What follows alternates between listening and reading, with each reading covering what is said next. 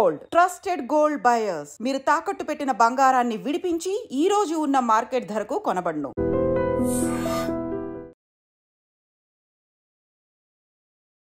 కాకి యూనిఫామ్లో ఉన్న ఓ అధికారి తనను నూడు కాల్స్ చేయమని వేధిస్తున్నాడు అంటూ ఓ బాధిత మహిళ విశాఖ నగర పోలీస్ కమిషనర్ గారిని ఆశ్రయించడం జరిగింది. దీంతో విశాఖ సైబర్ టీంని రంగంలోనికి దింపినటువంటి సిపి గారు ఆ తర్వాత ఆ వ్యక్తి ఎవరు అందు కూడా తెలుసుకోవడంతో పాటు ప్రిజన్స్ శాఖ డిఐజీ గారికి, ఐజీ గారికి, డీజీ గారికి కూడా ఆయన లేఖ రాయటం ఇప్పుడు సంచలనంగా మారుతోంది.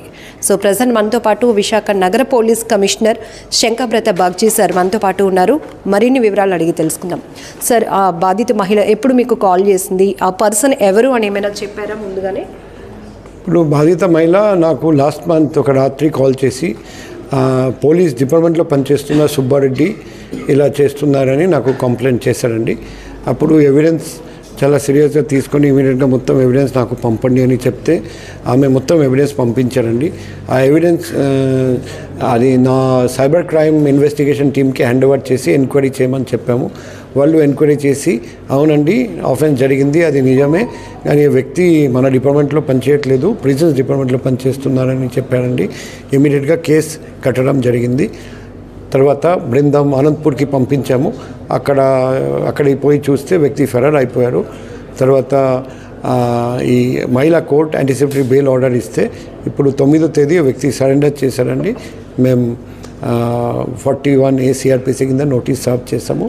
ఇప్పుడు త్వరలో చార్జ్షీట్ కూడా అతని మీద ఫైల్ చేయబోతున్నాం. సార్, ఇలాంటి కేసులు చాలా జరుగుతున్నాయి. బట్ ఈ పర్టికులర్ కేసులో మీరు ప్రిజన్స్ డిఐజీ గారికి కూడా ఒక లేఖ రాశారు విశాఖ నగర పోలీస్ కమిషనర్గా. ఇది ఇప్పుడు ఒక చర్చనీయాంశంగా కూడా మారుతోంది. అంటే ఒక బాధితురాలకి న్యాయం చేయడం కోసం ఎంతవరకైనా విచారణ వెళ్తోంది అని చెప్పడానికి ఇది ఒక బెస్ట్ ఎగ్జాంపుల్ అని చెప్పొచ్చు. నేను ప్రిజన్స్ డీజీ గారికి లెటర్ రాసాము, మొత్తం ఎవిడెన్స్తో సహా పంపించాము. అతని మీద కఠినమైన చర్య కూడా తీసుకోమని రిక్వెస్ట్ చేశాము. ఎందుకంటే ఇటువంటి కేసెస్లో ఇటువంటి వ్యక్తిని మామూలుగా సస్పెండ్ చేస్తారండి. తర్వాత మేజర్ ఓరల్ ఎంక్వైరీ కూడా స్టార్ట్ చేస్తారండి. అంటే ఒకవైపు కోర్టులో ఛార్జ్షీట్ ఫైల్ చేసిన తర్వాత ట్రయల్ జరుగుతుంది, క్రిమినల్ కేసులో శిక్షణ జరుగుతుంది, అది విధిస్తారు.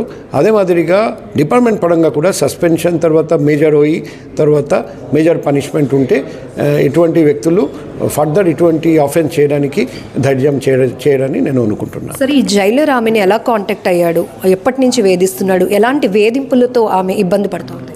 ఇప్పుడు ఈ బాధితురాలు ఆమె సొంత ఊరు పార్వతీపురం మన్యం జిల్లా, ఇక్కడ నివసిస్తున్నారండి.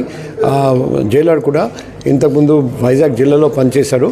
అప్పుడు చూశారు అమ్మాయిని, అప్పటి నుండి టార్గెట్ చేయడం మొదలుపెట్టారు. ఇనిషియల్గా ఫేస్బుక్ ద్వారా రిక్వెస్ట్ పంపడం, తర్వాత ఆమె భర్తకి కంప్లైంట్ చేయడం, భర్త మందలించడం, అది కూడా ఆగకుండా మళ్ళీ ఆమె ఒక రిలేటివ్ ఫంక్షన్కి వెళ్తే అప్పుడు మెసేజ్ పంపిస్తూ నీ అకౌంట్ నంబర్ పెట్టు, 20,000 పంపిస్తా, 30,000 పంపిస్తా అని బలవంతం చేయడం. అప్పుడు ఆమె రిలేటివ్కి కంప్లైంట్ చేయడం, ఆ రిలేటివ్ కూడా మందలించడం, అది కూడా అప్పుడు కూడా ఆగకుండా మళ్ళీ షార్ట్లెస్ ఫోటో వీడియో పంపిస్తూ నువ్వు కూడా ఇలాగే బాత్రూమ్ వెళ్ళి ఇలా ఫోటో వీడియో పంపించని బలవంతం చేయడం, అప్పుడు భరించలేక నాకు కంప్లైంట్ చేయడం, ఇలా జరిగింది. సార్, జనరల్గా ఇలాంటి సైబర్ ఇష్యూస్ నడిచినప్పుడు సైబర్ వింగ్ పనిచేస్తుంది కాబట్టి అక్కడ అప్రోచ్ అవుతారు. బట్ మీరు ఎప్పటి నుంచో చెప్తున్నారు, మీరు సిపిగా బాధ్యతలు చేపట్టినప్పటి నుంచి ఒక ఫోన్ నెంబర్ అనేది ఓపెన్గా రివీల్ చేస్తూనే మీకు ఎలాంటి అన్యాయం జరిగినా ఎలాంటి సమస్య ఉన్నా నేరుగా నాకే కాల్ చేయండి అన్నారు. ఇప్పుడు ఈ బాధిత మహిళ కూడా మిమ్మల్ని డైరెక్ట్గా అప్రోచ్ అయ్యారా సార్? అవునండి, ఎందుకంటే ఈ నంబర్ ఇచ్చాను, అందరికీ భరోసా వచ్చింది, ధైర్యం వచ్చింది. ఎందుకంటే పోలీస్ స్టేషన్ వెళ్ళి కంప్లైంట్ చేస్తే చాలామందికి తెలిసిపోతుంది, కానీ సిపికి డైరెక్ట్గా కాల్ చేస్తే మా ఐడెంటిటీ ఎవరికి తెలియకుండా ఆయన గోప్యంగా ఉంచుతారని నమ్మకం కలిగింది. అందుకే చాలామంది లేడీస్ ఏదైనా ఇబ్బంది ఉంటే నేరుగా నాకే కాల్ చేస్తారండి. నేను కూడా ఎంక్వైరీ చేసి ఇలాగే కేసు కట్టి న్యాయం చేస్తాం. కానీ బాధితురాలు ఎవరికి చెప్పము, బయట ఇన్ఫర్మేషన్ పోకుండా చూస్తాము. బాధితురాలకు పూర్తిగా న్యాయం జరిగేటట్టు చూస్తాం. సో నేను కూడా అందరికీ చెప్తున్నాం, నా ఫోన్ నంబర్ 7995095799. ఏదైనా ఇబ్బంది ఉంటే నాకు కాల్ చేయండి, వాట్సాప్ మెసేజ్, వాట్సాప్ కాల్, లేకపోతే SMS పంపండి. మేము సాధ్యంత వరకు మీకు న్యాయం చేయడానికి ప్రయత్నం చేస్తాం. ఆల్రెడీ వైజాగ్ జిల్లాలో నవ సమాజ నిర్మాణం కింద ప్రతి హై స్కూల్, కాలేజ్, యూనివర్సిటీకి వెళ్ళి నేను స్వయం ఆన్లైన్ క్రైమ్ అగెన్స్ట్ విమెన్ మీద అవగాహన కల్పిస్తున్నాం. భవిష్యత్తులో కూడా ఈ ప్రోగ్రాం కింద వైజాగ్ జిల్లా 100% కవర్ చేయడానికి ఏర్పాటు చేస్తాం. సరే, మహిళను వేధింపులకు గురి చేసిన ఈ జైలర్పై ఎలాంటి చర్యలు ఉండబోతున్నాయి? ఎటువంటి సెక్షన్స్ ఫైల్ చేశారు? ఇప్పుడు ఐటీ యాక్ట్ కింద కేసు పెట్టాము, BNSS కింద సెక్షన్స్, రెలివెంట్ సెక్షన్స్ పెట్టాము. ఇది సెక్షువల్ వేధింపులు, ఆన్లైన్ స్టాకింగ్, ఈ అన్ని సెక్షన్స్ పెట్టడం జరిగింది.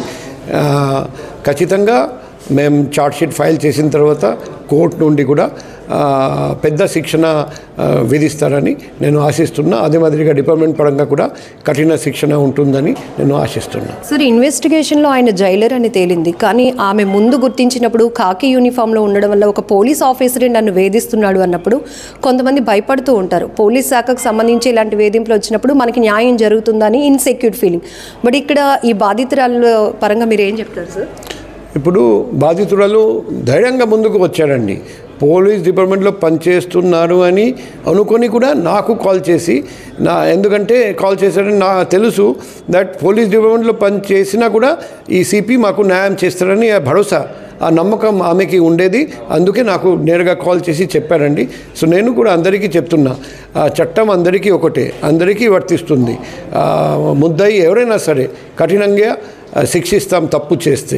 సో నిర్భయంగా పోలీస్ దగ్గరికి రండి, ఖచ్చితంగా మీకు న్యాయం జరుగుతుంది. సార్, ఫేస్బుక్, ట్విట్టర్ లాంటి సోషల్ మీడియా ప్లాట్ఫామ్స్ ద్వారా చాలామంది స్టూడెంట్స్ని కూడా వేధించే వాళ్ళు ఉన్నారు. బట్ వాళ్ళు ఎవరైనా ముందుకు వస్తే మా పరువు పోతుందేమో, మాకు న్యాయం జరుగుతుందో లేదో అని కొంతమంది అయితే ఇంకా దాన్ని ఎక్కువగా స్ట్రెస్గా తీసుకొని సూసైడ్ కూడా చేసుకుంటారు. బట్ మీరు ఇచ్చే భరోసా? నేను అందరికీ చెప్తున్నా, ఇప్పుడు రవీంద్రనాథ్ ఠాగూర్ ఒక కవిత రాశాడండి, అందులో చెప్తున్నారండి, మీరు భయపడుతున్నారు కానీ ఎవరు నేరం చేస్తున్నారు అతను నీకంటే కూడా ఎక్కువ భయపడుతున్నాడు, నీకు తెలియదు, అందుకే నువ్వు భయపడుతున్నావు.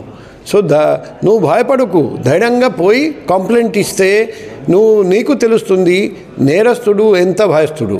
సో నేను అందరికీ చెప్తున్నా, దయచేసి భయపడకండి, ధైర్యంగా ముందుకు రండి.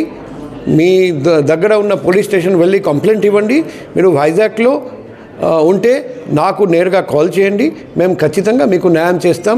కానీ మీరు ఆలస్యం చేస్తే, ఈ సఫరింగ్ భరిస్తూ ఉంటే బ్లాక్మెయిలర్ ఇంకా ధైర్యంగా ఇంకా ఎక్కువ నేరం చేస్తారండి, మీ జీవితం నాశనం అయిపోతుంది. దయచేసి అప్పటి వరకు వెయిట్ చేయకండి, వెంటనే కంప్లైంట్ ఇవ్వండి, పోలీస్ ఖచ్చితంగా మీకు న్యాయం చేస్తారని నేను భరోసా ఇస్తున్నాను. Thank you sir, great words from you. So ఇక్కడ CP గారు చెప్పినట్టు ఒక బాధిత మహిళ, బాధితులు ఎవరైనా ధైర్యం చేసి ముందు మమ్మల్ని అప్రోచ్ అయితే ఖచ్చితంగా వాళ్ళకి న్యాయం జరుగుతుంది అనే భద్రత, భరోసా మా నుంచి ఎప్పుడూ ఉంటుంది. అలాగే ఎప్పుడైతే ఓపెన్గా నేను ఇచ్చినటువంటి సెల్ నెంబర్కి చాలా కాల్స్ వస్తున్నాయి, దానిలో భాగంగానే ఈ బాధిత మహిళ కూడా ఈ జైలర్కి సంబంధించి ఎలాంటి వేధింపులతో తనని ఇబ్బంది పడుతున్నాడు అని చెప్పిన తర్వాత సైబర్ టీమ్ని అలర్ట్ చేయడం జరిగింది. విచారణలో ఆయనపై పలు సెక్షన్స్ కూడా ఫైల్ అయ్యాయని చెప్తున్నారు. ఈవెన్ ఎనీ కంప్లైంట్ ఏదైనా కూడా బాధితుల ముందు ధైర్యంగా ముందుకు వచ్చినప్పుడే వాళ్ళకి నిజంగా న్యాయం జరుగుతుంది అనే భరోసానైతే విశాఖ నగర పోలీస్ కమిషనర్ శంకాబ్రత బాగ్జీ గారు కల్పిస్తున్నారు. కెమెరా పర్సన్ శేఖర్తో లక్ష్మి, ఐ డ్రీమ్, వైజాగ్.